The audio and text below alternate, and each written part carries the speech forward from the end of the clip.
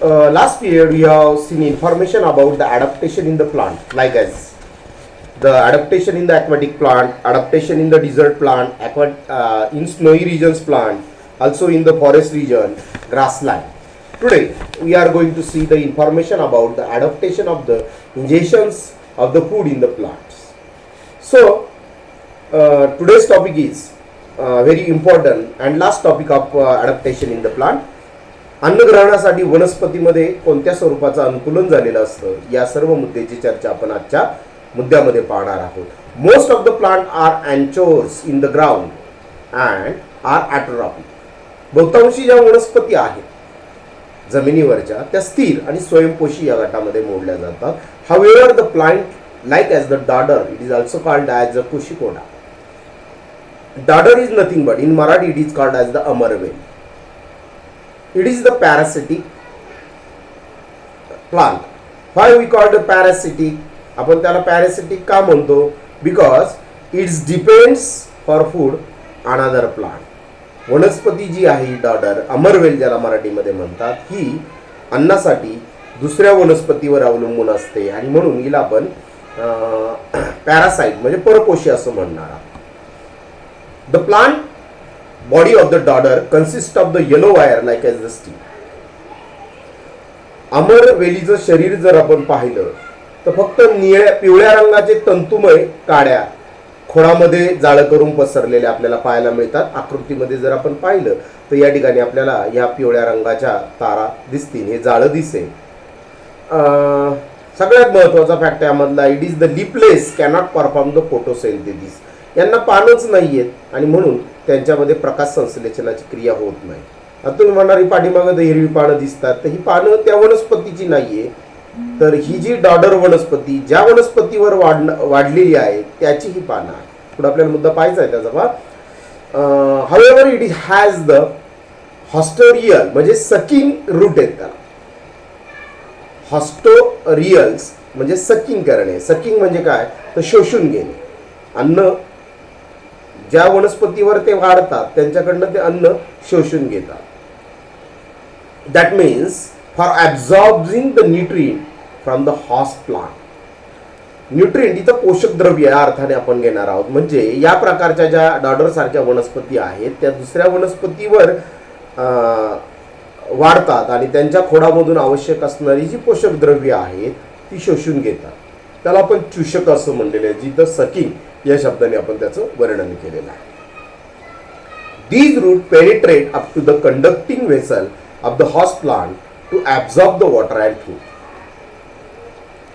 सगळ्यात महत्त्वाची गोष्ट या वनस्पती ह्या आधारक वनस्पतीच्या रसवाहिन्या आणि जलवाहिन्या यांच्यापर्यंत जाऊन पोहोचतात. या ठिकाणी दोन महत्त्वाचे शब्द आलेले आहेत पहा. Vessel of the plant like as the water and blood food. म्हणजे वनस्पतीमध्ये दोन वाहिन्या आहेत ज्याला आपण झायलम आणि फायलम म्हणतो, रसवाहिन्या आणि जलवाहिन्या. तर यांच्यामध्ये यांची मुळं खोलवर जातात आणि त्यांच्यामधलं पाणी आणि अन्न शोषून घेतात. आता एक मुद्दा यामधला फार महत्त्वाचा आहे. Why we called as the dodder plant as the parasite? Question for scientific reason. Because answer is that because these plants does not make their own foods. They do not perform the photosynthesis. That's why they cannot make their own food. For that purpose, they sucking a root and absorbing the nutrient from the host plant, and that's why this plant is called as parasitic. म्हणजे असा जर प्रश्न परीक्षेला विचारला तर या मुद्द्यामधून तुम्हाला उत्तर जुळवाजुळव करून. Fungi do not have chlorophyll and cannot perform the photosynthesis. आता फंगी हा शब्द तुम्ही मला वाटतं ऐकला असेल यापूर्वी 6वी इयत्तेमध्ये. तर आपण फंगी म्हणजे काय तर बुरशी या अर्थाने हा शब्द घेणार आहोत, म्हणून तुम्ही तो पाहिलेला पण असेल. ह्या बुरशीमध्ये हरितद्रव नसल्यामुळं ती प्रकाश संश्लेषणाची क्रिया करू शकत नाही. आता फोटोसिंथेसिस जर होत नसेल तर त्या ठिकाणी अन्नाची निर्मिती होणार नाही. They obtain the food from the starchy foodstuff like as the bhakri and bread. मग अशा ज्या फंगीस वनस्पती आहेत त्या काय करतात, जे पिष्टमय पदार्थ आहेत, उदाहरणार्थ पाव असेल, भाकरी असेल, यांसारख्या पिष्टमय पदार्थांवर या वनस्पती वाढतात आणि त्यांच्यापासून आपलं स्वतःचं अन्न मिळतं. They have root like as the fibrous for absorbing the food. त्यांना मुळासारखे, तंतुमय मुळासारखे भाग असतात आणि ते अन्न शोषणासाठी उपयुक्त असतात. म्हणजे हा दुसरा मुद्दा आपल्याला या ॲडॅप्टेशनमध्ये, इजेशन्स या ॲडॅप्शनमध्ये पाहायचा आहे. पहिला आपण डॉडर पाहिला, दुसरी वनस्पती आपण पाहिली फंगीस. आता तिसऱ्या वनस्पतीकडे आपण वळतोय, जी वनस्पती कदाचित तुम्ही याच्या अगोदर पाहिलेली असेल, ज्याला व्हीनस फ्लायट्रॅप असं म्हणतात. The plant needs the nitrogen, phosphorus and potassium. Nitrogen, नत्र, फॉस्फरस आणि पोटॅशियम, आपण ज्याला मराठीमध्ये नत्र, स्फुरद आणि पालाश, आपल्या खतामध्ये हे घटक असतात आणि जे वनस्पतीच्या वाढीसाठी अत्यंत आवश्यक असतात. The plants need nitrogen, phosphorus, potassium for the growth. Plant that grow in the soil which deficient in the nitrogen, like as the Drosera, it is also called as the sundews. ज्या वनस्पती जमिनीत नायट्रोजनची कमतरता मोठ्या स्वरूपामध्ये त्या वनस्पतींना असते, अशा ठिकाणी त्या वाढतात. अशा काही वनस्पती, उदाहरणार्थ ड्रॉसेरा, ज्याला आपण त्या बाजूला डाव्या बाजूच्या कोपऱ्यामध्ये ज्याची आकृती काढलेली आहे, व्हीनस फ्लायट्रॅप, याला मराठीमध्ये आपण तोच शब्द बोलतो.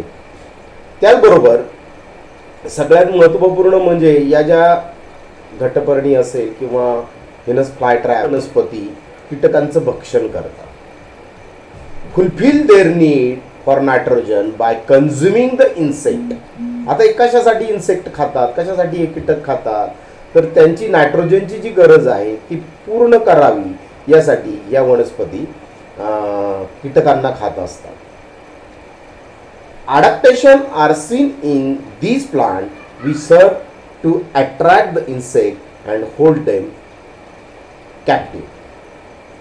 सगळ्यात महत्त्वाचं या वनस्पतीचं वैशिष्ट्य असं आहे की या वनस्पतीमध्ये कीटकांना आकर्षित करून घेण्यासाठी त्यांच्यामध्ये एक आकर्षितपणा आलेला असतो आणि त्या आकर्षणामुळे कीटक त्यांच्याकडे आकर्षले जातात आणि ते पकडून ठेवण्यासाठी फुलं किंवा पानामध्ये त्यांचं अनुकूलन घडून आलेले. This is the most important adaptation that conduct in the fly Venus trap.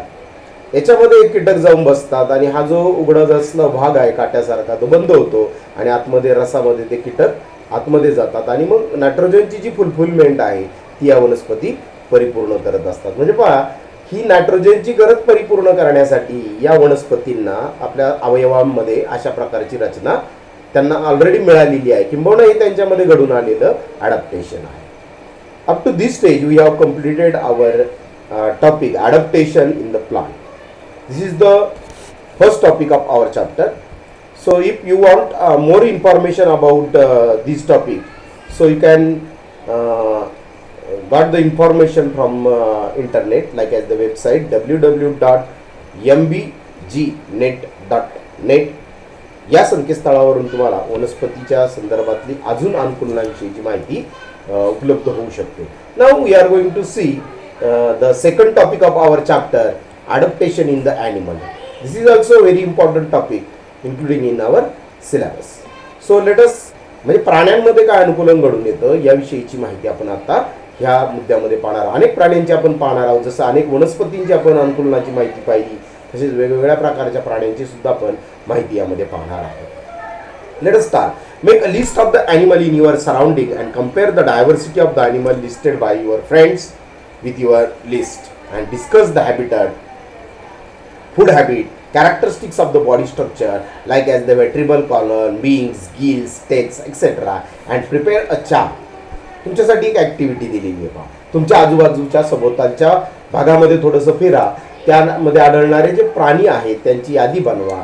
त्या प्राण्यांमध्ये जी विविधता आढळते त्या विविधता याच्याविषयी आपल्याला चर्चा करायची आहे. त्यासाठी मित्रांनी तयार केलेली यादी आणि तुमची यादी ह्या प्राण्यांच्या विषयीच्या याच्यामधली तुलना करा.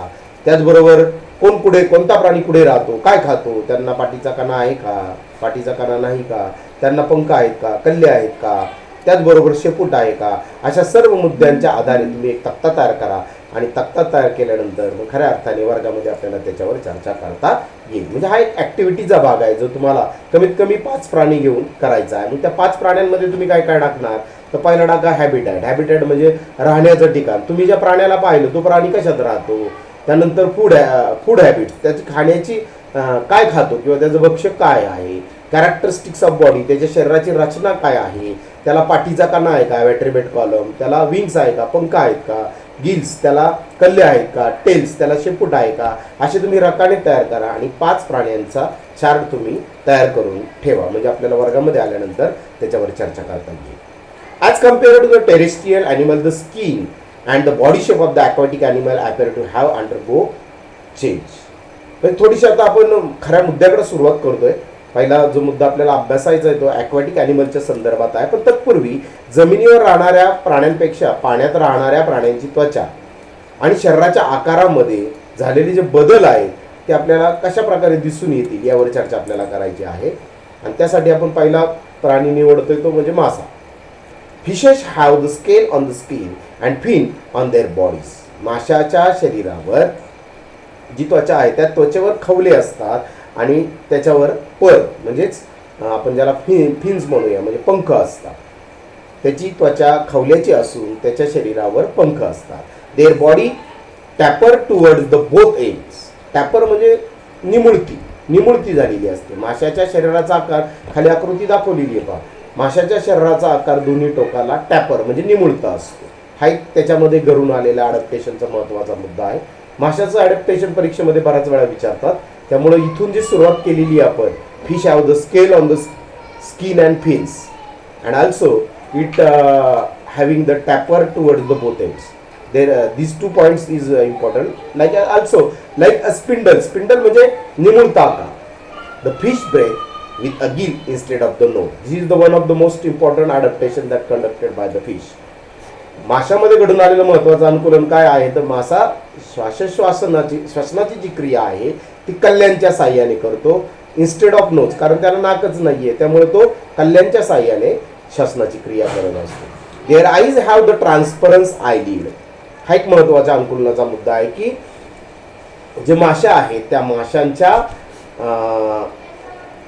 आयलिड्स याला आपण म्हणूया पापण्या. ह्या पापण्यांवर पारदर्शकपणा असतो. ट्रान्सपरंट म्हणजे पारदर्शी. They have air bubbles within the body to help them float. या ज्या प्राण्याचं वैशिष्ट्य आहे ते असं आहे की they have the air bladder within the body. Air bladder म्हणजे हवेच्या पोकळ्या किंवा पिशव्या म्हणूया. ह्या पिशव्यांमुळं ह्या प्राण्याला सहजतेने पाण्यामध्ये पोहणं किंवा तरंगणं सुलभ होतं. It helps to them to float म्हणजे तरंगणं. तर थोडक्यात अगदी एका पॅराग्राफमध्ये माशाचं वर्णन केलेलं आहे. त्याची रचना आपल्याला खाली पाहायला मिळेल आणि मग त्याच्या शरीरात काय अनुकूलन घडून आलेले आहे याच्याविषयी आपल्याला डिटेल चर्चा करता येईल. अगदी थोडक्या याच्यात आहे माशाच्या शरीरावर खवली आहे, माशाच्या शरीरावर पंख आहे, माशाचा आकार दोन्ही टोकाला निमुळता आहे, माशांच्या ज्या पापण्या आहेत त्या पारदर्शी आहेत, त्याचबरोबर त्यांच्या शरीरात हवेच्या पोकळ्या असतात आणि त्यामुळे त्यांना पाण्यावर राहणं किंवा पोहणं अत्यंत सुलभ जातं किंवा ते पाण्यावर तरंगतात. त्याचबरोबर सगळ्यात महत्त्वाचं म्हणजे श्वसनासाठी त्यांना कल्ले असतात. हे सर्व माशामध्ये घडून आलेलं एक प्रकारचं अनुकूलन आहे. Observe the body of the frog, duck and tortoise.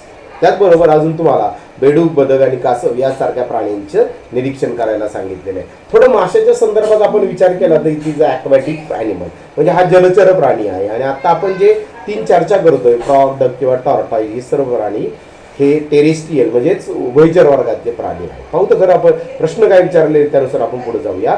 Of what use their legs to their animal. पायांचा उपयोग या प्राण्यांना कशासाठी होतो. What helps the frog breathe under water. बेडूक पाण्यात असताना कशाच्या साह्याने श्वसन करतो. अधिक बेडकाच्या संदर्भामध्ये it can be breathe with help of the skin. आणि पायाच्या संदर्भात जर विचार केला तर it having point in the frog. Of what use the long hind legs for the frog. आता इथंच प्रश्न विचारलेला आहे की पाठीमागे जे त्याचे पायाच्या जोड्या आहेत त्या लांब का असतात. तर with help of these long hinds he can jump long म्हणजे त्याला लांब उडी मारण्यासाठी त्याचा उपयोग होत असतो. Why does duck get wet in the water.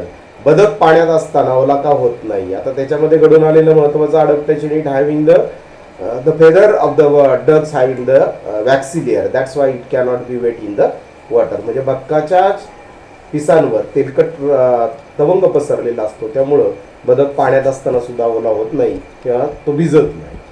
So let us discuss about all these topic in the next stanza. As the frog and duck have the webbed toes, they can use their legs to oars. बेडूक असन किंवा बदक असन या दोघांच्या पायाच्या बोटामध्ये पडदे असतात आणि त्यामुळं जसं आपण बोट चालवताना हलवतो त्याला ओर्स म्हणतात. ह्या ओर्स म्हणजे हल्याप्रमाणे आपण त्यांचा उपयोग ते पाण्यामध्ये करत असतात. Water flow of the waxy feather of the bird like as the duck and water heads. बदक असन किंवा पाणकोंबडी असन अशा पक्ष्यांचे पंख हे किंवा त्यांच्या संपूर्ण पंखांवर किंवा पिसांवर तेलकट तवंग पसरलेला असतो, त्यामुळे त्याच्यावर पाणी राहत नाही, ते घरंगळून खाली जातं. Webbed toes, slippery smooth skin and triangular head helps the frog to swim easily throughout the water. आता हे बदकामध्ये घडून आलेलं अडॅप्टेशन आहे की बदकाच्या शरीराच्या बाबत विचार केला तर त्याच्या बोटामध्ये टोज वेब्ड आहे, म्हणजे त्याच्यात उंगलेयुक्त पडद्या आहेत. त्याचबरोबर त्याची बुबळाची जी त्वचा आहे ती बुळबुळीत आहे. त्याचबरोबर त्रिकोणी डोकं आहे. या सगळ्या कारणामुळे पाण्यामध्ये सहजतेने पोहू शकतो. They can live on the land as well as water in water due to their ability to breathe through the skin in the water and using the nose lungs on the heads.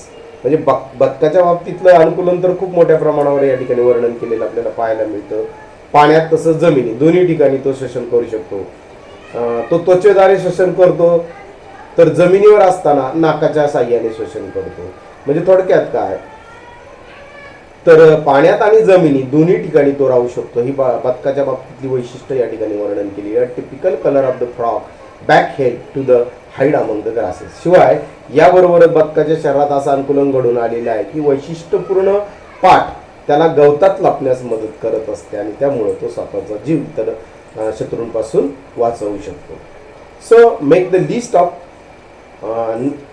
Names of the some other amphibians you know and study their adaptations. मग अशा तुम्हाला माहीत असणाऱ्या प्राण्यांची तुम्ही यादी तयार करा आणि त्यांच्यामधलं घडून आलेलं अनुकूलन जसं आपण आता चर्चा केली तशा पद्धतीने ती चर्चा करा. पण आज आपण 2 टॉपिकच अभ्यासणार होतो. त्यामध्ये adaptation for the injection of the food in the plants जो डॉडर, फंगीज आणि व्हिनस्ट्राप यासारख्या वनस्पतींचा आपण त्यात अभ्यास केला.